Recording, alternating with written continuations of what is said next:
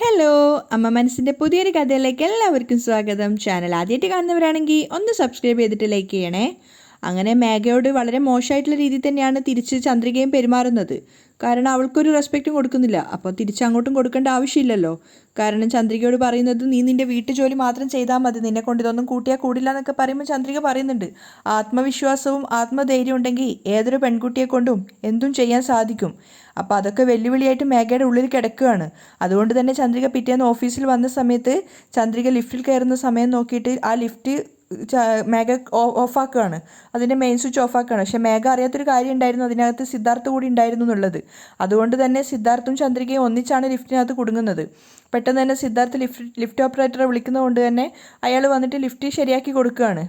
അപ്പോൾ ചന്ദ്രികയും സിദ്ധാർത്ഥും ഒന്നിച്ചുണ്ടായിരുന്ന ആ ഒരു നിമിഷം ശരിക്കും അവർക്കൊരു പ്രണയ നിമിഷം തന്നെയായിരുന്നു. ആ സമയത്താണ് ലിഫ്റ്റ് പെട്ടെന്ന് തന്നെ വർക്കാവുന്നതും. അങ്ങനെ കുറച്ചു നേരം കഴിഞ്ഞപ്പോഴേക്കും ലിഫ്റ്റ് അവർക്ക് എത്ര ലക്ഷ്യസ്ഥാനത്ത് എത്തിയിട്ടുണ്ടായിരുന്നു. സിദ്ധു ആണെങ്കിൽ ചന്ദ്രികയെ തന്നെ പ്രണയത്തോടെ നോക്കി നിൽക്കുന്നത് കാരണം ലിഫ്റ്റ് ഓപ്പൺ ആയതൊന്നും അവൻ അറിഞ്ഞിട്ടുണ്ടായിരുന്നില്ല. അപ്പോൾ ചന്ദ്രികയാണ് അവരോട് പറയുന്നത്, സിദ്ധു സർ ലിഫ്റ്റ് ഓപ്പൺ ആയിന്ന്. അപ്പോഴും സിദ്ധാർത്ഥ് ആദ്യം ശ്രദ്ധിച്ചിട്ടുണ്ടായിരുന്നില്ല. രണ്ടാമത് വീണ്ടും പറഞ്ഞപ്പോഴാണ് സിദ്ധാർത്ഥ് ശരിക്കും ആ ഒരു വേറൊരു ലോകത്തായിരുന്നു സിദ്ധാർത്ഥ് ഉണ്ടായിരുന്നത്. അപ്പോൾ അവനും ചിരിച്ചുകൊണ്ട് ഇറങ്ങുകയാണ്. പക്ഷേ ശരിക്കും കൃത്യമായിട്ട് പറഞ്ഞു കഴിഞ്ഞാൽ സ്റ്റെയർ ഇറങ്ങി വരുന്ന മേഘ കാണുന്നത് ചന്ദ്രികയുടെ കൂടെ സിദ്ധാർത്ഥ് കൂടി ലിഫ്റ്റിൽ നിന്ന് ഇറങ്ങുന്നതാണ്. അത് മേഘ ഒരിക്കലും പ്രതീക്ഷിക്കാത്തൊരു കാര്യമായിരുന്നു. കാരണം ചന്ദ്രികയെ തനിച്ച് മാത്രമാണ് അവൾ ലിഫ്റ്റിൽ അടിച്ചിടാൻ ഉദ്ദേശിച്ചിട്ടുണ്ടായിരുന്നത്. സിദ്ധാർത്ഥ് അവൾക്കൊപ്പം അവിടെ ഉണ്ടായിരുന്നത് അവൾ അറിഞ്ഞിട്ടേ ഉണ്ടായിരുന്നില്ല. അതുമാത്രമല്ല, ലിഫ്റ്റ് തുറന്ന് പുറത്തിറങ്ങുമ്പം തന്നെ ലിഫ്റ്റ് ഓപ്പറേറ്റർ അവിടെ ഉണ്ടായിരുന്നു. ഞാൻ ചന്ദ്രികയെ മാത്രം വെച്ചിട്ടാണല്ലോ ലിഫ്റ്റ് ഓഫാക്കിയത്, സിദ്ധു എങ്ങനെ ഉള്ളിലേക്ക് വന്നത്? മേഘയ്ക്ക് അപ്പോഴും അതിശയമായിരുന്നു. ആ സമയത്ത് ലിഫ്റ്റ് ഓപ്പറേറ്റർ സിദ്ധാർത്ഥിനോട് ക്ഷമ പറയുന്നുണ്ട്, സോറി സർ, ലിഫ്റ്റ് എങ്ങനെ ഓഫായതെന്ന് അറിയില്ല, ചെക്ക് ചെയ്യാം. സർവീസ് എഞ്ചിനീയറോട് വരാൻ പറഞ്ഞിട്ടുണ്ട്, എന്താ പ്രശ്നം നോക്കിയിട്ട് പറയാം സർ. അയാൾ കുറച്ചൊരു പേടിയോടെയാണ് പറയുന്നത്. അപ്പോൾ സിദ്ധാർത്ഥ് കൂളായിട്ട് പറയുന്നുണ്ട്, ശരി, എന്താ പ്രശ്നം നോക്കിയിട്ട് പറ. അപ്പോൾ അയാൾ അവിടുന്ന് പോവുകയാണ്. അതിനുശേഷം സിദ്ധാർത്ഥ് നേരെ നോക്കിയത് മേഘയുടെ മുഖത്തേക്കാണ്. മേഘയുടെ മുഖത്തൊരു കള്ളത്തരം ഉണ്ടായിരുന്നു. അതുമാത്രമല്ല, സിദ്ധാർത്ഥ് ചന്ദ്രികയോട് പറയുന്നുണ്ട്, ചന്ദ്രിക, ലിഫ്റ്റ് എങ്ങനെയാ നിന്ന് പോയതെന്ന് മേഘയ്ക്ക് നന്നായിട്ട് അറിയാമെന്ന് തോന്നുന്നു. അത് കേട്ടതും മേഘ ഒന്ന് പതറുന്നുണ്ടായിരുന്നു. ചന്ദ്രികയാണെങ്കിൽ ഒന്നും പറയുന്നില്ല. പിന്നെ പെട്ടെന്ന് തന്നെ മേഘ ദേഷ്യത്തോടെ പറയാണ്, നീ എന്തൊക്കെ ഈ വായി തോന്നുകൾക്ക് വിളിച്ചു പറയുന്നത്? അല്ല മേഘ, നീ സാധാരണ ലിഫ്റ്റിലാണല്ലോ വരാറുള്ളത്, ഇന്ന് മാത്രം നീ എന്താ സ്റ്റെപ്പ് ഇറങ്ങി വരുന്നത്? അപ്പോൾ നീ തന്നെ ആയിരിക്കുമല്ലോ ലിഫ്റ്റ് ഓഫാക്കിയത്. പെട്ടെന്ന് അങ്ങനെ കൃത്യമായിട്ട് സിദ്ധാർത്ഥ് ചോദിച്ചപ്പോൾ മേഘ ഒന്ന് പതറുന്നുണ്ട്. മേഘ ദേഷ്യത്തോടെ വന്നിട്ട് രണ്ടുപേരോടായിട്ട് പറയുന്നുണ്ട്, സിദ്ധാർത്ഥ്, മൈൻഡ് യുവർ വോയിസ്. ഇതുപോലെ ചീപ്പായ കാര്യങ്ങളൊന്നും ഞാൻ ചെയ്യാറില്ല. ഇനി ഒരു പ്രാവശ്യം കൂടി ഇങ്ങനെ സംസാരിക്കരുത്. എന്നിട്ട് ദേഷ്യത്തോടെ അവിടുന്ന് പോവുകയാണ്. അപ്പോൾ ചന്ദ്രിക സിദ്ധാർത്ഥിനോട് പറയുന്നുണ്ട്, എന്തിനാ സർ വേണ്ടാണ്ട് മേഘ മേഡത്തെ സംശയിക്കുന്നത്? മേഘ മേഡം അങ്ങനെയൊന്നും ചെയ്യില്ല. അപ്പോൾ സിദ്ധാർത്ഥ് ദേഷ്യത്തോടെ ചന്ദ്രികയോട് പറയാണ്, അതെ അതെ, മേഘ അങ്ങനെയൊന്നും ചെയ്യില്ല. ഇത്രയൊക്കെ പാഠങ്ങൾ മുന്നിലുണ്ടായിട്ടും നിനക്ക് അവളെ മനസ്സിലായിട്ടില്ലേ ചന്ദ്രികയെ? നീ ആരാണെന്ന് അറിഞ്ഞതിന് ശേഷം നിന്റെ അച്ഛനോടും അമ്മയോടും അവൾ എന്താ ചെയ്തതെന്ന് പോലും നിനക്ക് ഓർമ്മയില്ലേ? അതിന് ചന്ദ്രിക മറുപടി ഒന്നും പറയുന്നില്ല. അപ്പോൾ സിദ്ധാർത്ഥ് പറയുന്നുണ്ട്, വെറുതെ എന്തിനാ അവളെക്കുറിച്ച് സംസാരിച്ച് മൂഡ് കളയുന്നത്, വാ പോവാം. എന്നിട്ട് അവരവരുടെ ക്യാബിനിലേക്ക് പോവാണ്. അതേസമയം വീട്ടിലാണെങ്കിൽ പ്രിയയുടെ ബർത്ത്ഡേ ആണ്. അപ്പോൾ മനോഹരനും അതുപോലെ ആരതിയൊക്കെ കൂടെ ഡെക്കറേഷനൊക്കെ ചെയ്യുന്നുണ്ട്. അപ്പോൾ മുത്തശ്ശിയും വന്നിട്ട് അവരോട് ചോദിക്കുന്നുണ്ട്, കാര്യങ്ങളൊക്കെ എവിടെ വരെയായി? ഓ, കഴിയാറായി എന്നൊക്കെ പറയുന്നുണ്ട്. മുത്തശ്ശി നേരെ പോയത് മേഘയുടെ മുറിയിലേക്കാണ്. മേഘ ആ സമയത്ത് പ്രിയയെ ഒരുക്കിക്കൊണ്ടിരിക്കുകയാണ്. ബർത്ത്ഡേക്ക് കേക്കൊക്കെ കട്ട് ചെയ്യാൻ വേണ്ടി പ്രിയ ഒരുക്കിക്കൊണ്ടിരിക്കുകയാണ്. പക്ഷേ പ്രിയയുടെ മുഖത്തൊരു തെളിച്ചം ഉണ്ടായിരുന്നില്ല. അത് ശ്രദ്ധിച്ചിട്ട് മുത്തശ്ശി ചോദിക്കുന്നുണ്ട്, ഇതെന്താ ബർത്ത്ഡേ ഗേളുടെ മുഖത്തൊരു സന്തോഷമില്ലാത്തത്? മുത്തശ്ശി അത് ചോദിക്കുന്നുണ്ട്, മേഘ, ഇതെന്താ പ്രിയ മുഖം ഇങ്ങനെ വെച്ചിരിക്കുന്നത്? അതെന്താണെന്ന് അറിയില്ല മുത്തശ്ശി, രാവിലെ മുതൽ പ്രിയയുടെ മുഖത്ത് ഭയങ്കര വിഷമാണ്. ഓ, അത് സാരമില്ല, കേക്കൊക്കെ കട്ട് ചെയ്ത് ഗിഫ്റ്റൊക്കെ കിട്ടിക്കഴിഞ്ഞാൽ അതൊക്കെ ശരിയായിക്കോളും. വേഗം കൂട്ടിയിട്ട് വാ, എല്ലാം റെഡി ആയിട്ടുണ്ട്. ശരി മുത്തശ്ശി. മുത്തശ്ശി പുറത്തേക്ക് പോവാണ്. അപ്പോൾ മേഘമോളെ ഒന്നുകൂടെ ഒരുക്കിയതിന് ശേഷം പ്രിയയോട് പറയുന്നുണ്ട്, എൻ്റെ മോള് നല്ല സുന്ദരിയായിട്ടുണ്ട്, ഈ ഡ്രസ്സിൽ നീ നല്ല ഭംഗിയായിട്ടുള്ളത്. പക്ഷെ അപ്പോഴും പ്രിയയുടെ മുഖത്ത് വലിയ സന്തോഷമൊന്നുമില്ല. ഫൈനലി പ്രിയക്കുട്ടിക്ക് കട്ട് ചെയ്യാനുള്ള കേക്ക് കൂടി കൊണ്ടുവന്നപ്പോഴേക്കും പ്രിയയും അതുപോലെ മേഘയും അങ്ങോട്ടേക്ക് വന്നിട്ടുണ്ടായിരുന്നു. പ്രിയയെ കണ്ടപ്പോൾ തന്നെ ജാനകി സന്തോഷത്തോട് പറയുന്നുണ്ട്, ആഹാ, പ്രിയക്കുട്ടി വന്നല്ലോ, പറയാതിരിക്കാൻ വയ്യ മേഘ, പ്രിയക്കുട്ടി നിന്നെപ്പോലെ തന്നെ നല്ല സുന്ദരിയായിട്ടുണ്ട്.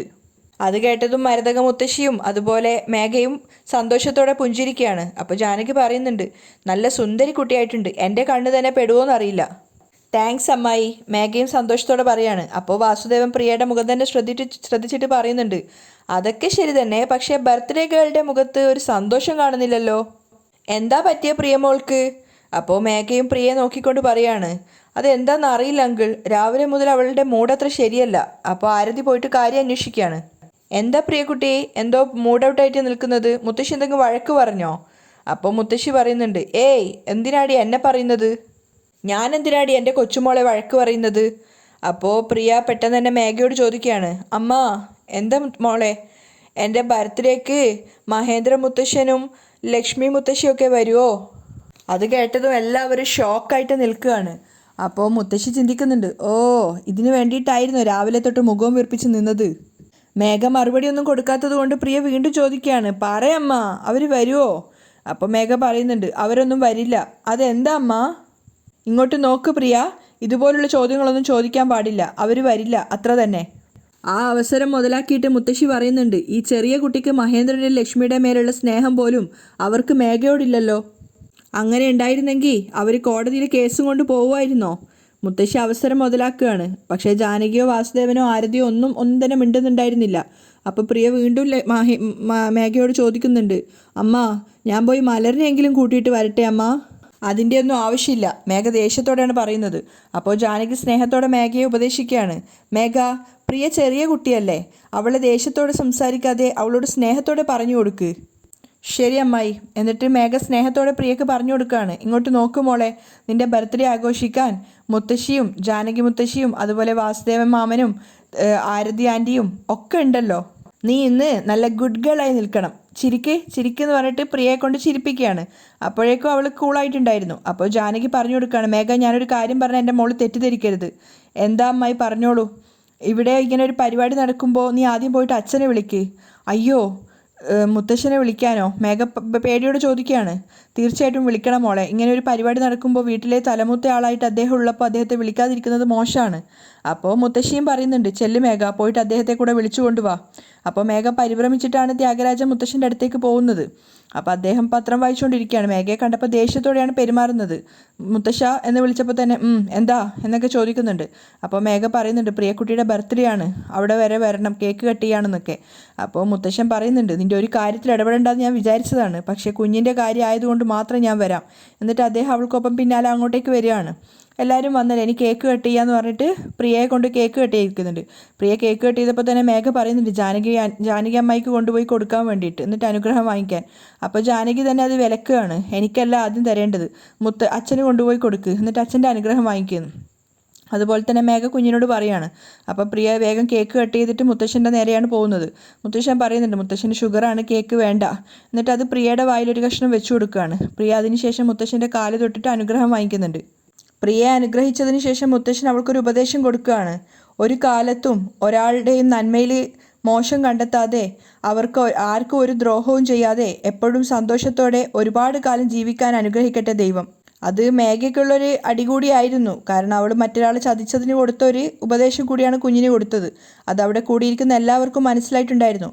മാത്രമല്ല മരതകം അവരുടെ അനിയനോട് പറയുന്നുണ്ട്, ദാ നോക്ക്, ആ കിളവനുള്ള കുശുമ്പ് നോക്കിയേ. അതെ ചേച്ചി പറഞ്ഞത് ശരിയാ, പ്രിയയെ അനുഗ്രഹിക്കുന്ന കൂട്ടത്തിൽ മേഘയെ കുത്തുന്നത് കേട്ടില്ലേ? അതിനുശേഷം ജാനകിക്ക് കൊടുക്കാൻ വേണ്ടിയിട്ട് പറഞ്ഞിട്ട് ജാനകിക്ക് കുഞ്ഞു കൊണ്ടുപോയി കേക്ക് കൊടുക്കുകയാണ്. ജാനകിയും കുഞ്ഞിന് കേക്ക് ഒരു കഷ്ണം വായിൽ വെച്ചു കൊടുത്തതിന് ശേഷം ഒരു ചെറിയ ഗിഫ്റ്റ് കൊടുക്കുന്നുണ്ട്. ഇന്നാ പ്രിയ മോളെ, ഇത് ജാനകി മുത്തശ്ശിയുടെ ഒരു ചെറിയ സമ്മാനമാണ്. അപ്പോൾ പ്രിയ സ്നേഹത്തോടെ അത് വാങ്ങിക്കുകയാണ്. എന്നിട്ട് താങ്ക്സ് മുത്തശ്ശി എന്നൊക്കെ പറയുന്നുണ്ട്. ആ സമയത്ത് മേഘ പറയുന്നുണ്ട്, എന്തിനാ അമ്മായി അങ്ങനെ പറയുന്നത്? നിങ്ങൾ 10 രൂപയ്ക്ക് എന്തെങ്കിലും ഒരു സാധനം വാങ്ങിയിട്ട് എൻ്റെ മോക്ക് കൊടുത്താലും എനിക്കതൊരു സന്തോഷം തന്നെയാണ്. അതിനുശേഷം മുത്തശ്ശി ആരതിയോട് കേക്ക് കട്ട് ചെയ്തിട്ട് എല്ലാവർക്കും കൊടുക്കാൻ പറയുകയാണ്. ആ സമയം കൊണ്ട് മുത്തശ്ശൻ അവിടെ നിന്ന് പോകുന്നുണ്ട്. ഇനി തൻ്റെ കാര്യം ആവശ്യം അവിടെ ഇല്ലയെന്ന് മനസ്സിലാക്കിയിട്ട് അദ്ദേഹം പോയിട്ട് ഹാളിൽ സോഫയിൽ ഇരിക്കുകയാണ്. അപ്പോൾ കേക്കൊക്കെ കട്ട് ചെയ്ത് എല്ലാവർക്കും കൊടുത്തിട്ട് മേഘ ഫോൺ കൊണ്ട് പുറത്തേക്ക് വരുന്ന സമയത്താണ് ഒട്ടും പ്രതീക്ഷിക്കാതെ കാറിൽ മനീഷ് അങ്ങോട്ടേക്ക് വരുന്നത്. കയ്യിൽ ഒരുപാട് ഗിഫ്റ്റുകളും ടെഡ്ഡി ബെയറൊക്കെ ആയിട്ടാണ് മനീഷ് കാറിൽ നിന്ന് ഇറങ്ങി വന്നത്. അത് കണ്ടതും മേഘ വല്ലാതെ ഷോക്കാവുകയാണ്. അവൾക്ക് വല്ലാതെ ദേഷ്യം വന്നിട്ടുണ്ടായിരുന്നു. അവൾ വേഗം ഇറങ്ങിയിട്ട് പുറത്തേക്ക് മുറ്റത്തേക്ക് പോയിട്ട് മനീഷിനോട് പറയുന്നുണ്ട്, എന്തിനാ ഇങ്ങോട്ടേക്ക് വന്നത്?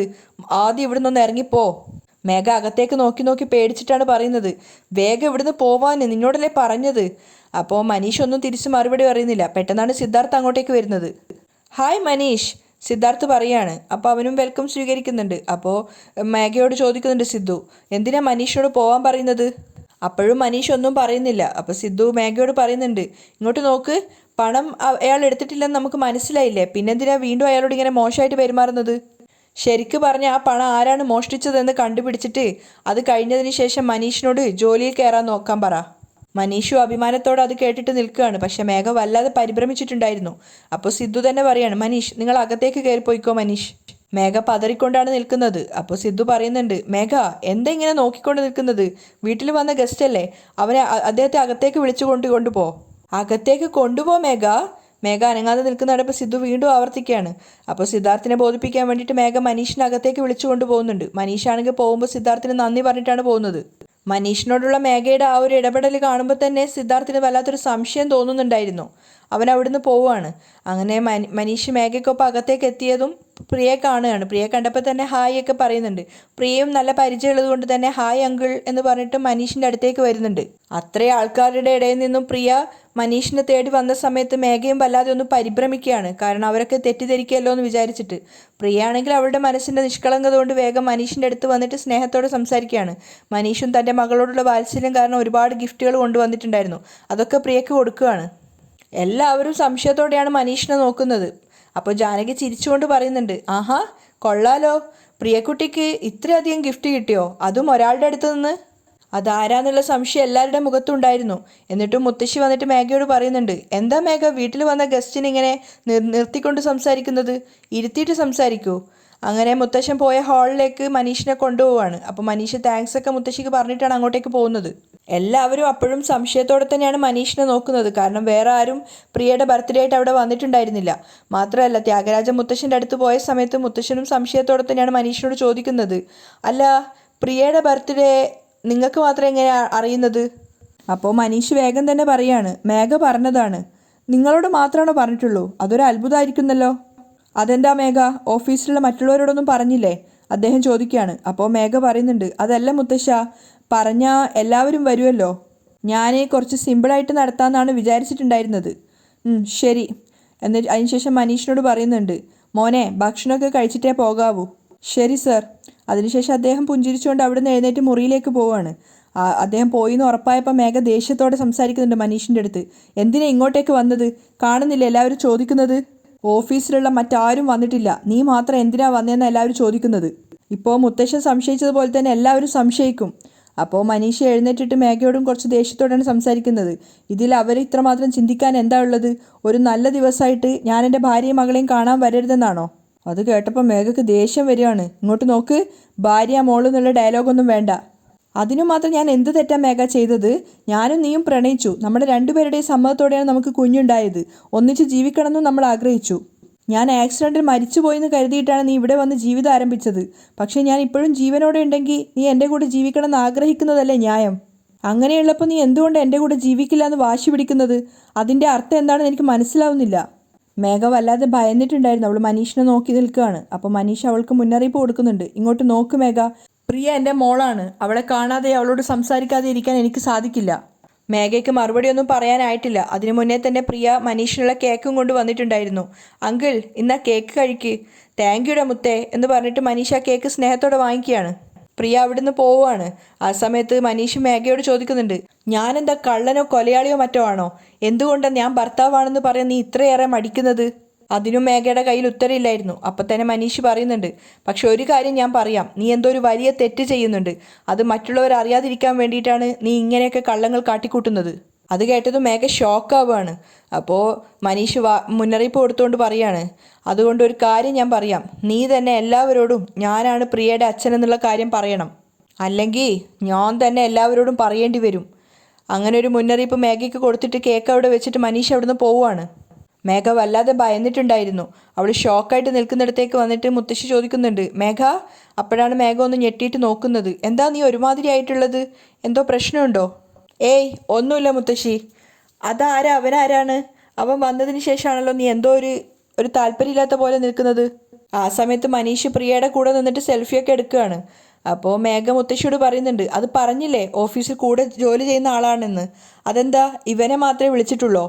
മുത്തശ്ശി വീണ്ടും സംശയത്തോടെ ചോദിക്കുകയാണ്. അപ്പോൾ മേഘ നോക്കുന്ന സമയത്ത് മനീഷിൻ്റെ കവിളിൽ ഉമ്മ വെക്കുകയാണ് പ്രിയ. ആ സമയത്ത് മേഘ മുത്തശ്ശിയോട് പറയുന്നുണ്ട്, ഞാൻ വരാൻ പറഞ്ഞതൊന്നല്ല, അവർ തന്നെ സ്വന്തമായിട്ട് വന്നതാണ്. മുത്തശ്ശി സംശയത്തോടെ മനീഷിനെ നോക്കുന്ന സമയത്ത് മനീഷും പ്രിയയും നല്ല ക്ലോസ് ആണെന്ന് അവർക്ക് മനസ്സിലാവുന്നുണ്ട്. കാരണം പ്രിയ നല്ല ഹാപ്പി ആയിട്ടാണ് മനീഷിനോട് ഇടപഴകുന്നത്. ശരി. മുത്തശ്ശി അതും പറഞ്ഞിട്ട് അവിടുന്ന് പോവുകയാണ് സംശയത്തോടെ. അപ്പോൾ മേഘയാണെങ്കിൽ ആകെ കൺഫ്യൂഷനായിട്ട് ഡിസ്റ്റർബ്ഡ് ആയിട്ടാണുള്ളത്. മനീഷാണെങ്കിൽ കുഞ്ഞിനോട് വാത്സല്യത്തോടെ പെരുമാറിയതിനു ശേഷം അവിടെ സ്റ്റക്കായിട്ട് നിൽക്കുന്ന മേഘയെ ഒന്ന് തറപ്പിച്ച് നോക്കുകയാണ്. എന്നിട്ട് കുഞ്ഞിനോട് യാത്ര പറഞ്ഞിട്ട് അവൻ അവിടുന്ന് പോകുന്നുണ്ട്. മേഘ അപ്പോഴും അതേപോലെ തന്നെയാണ് നിൽക്കുന്നത്. അവിടെയാണ് ഇന്നത്തെ എപ്പിസോഡ് വൈൻഡപ്പ് ചെയ്യുന്നതും.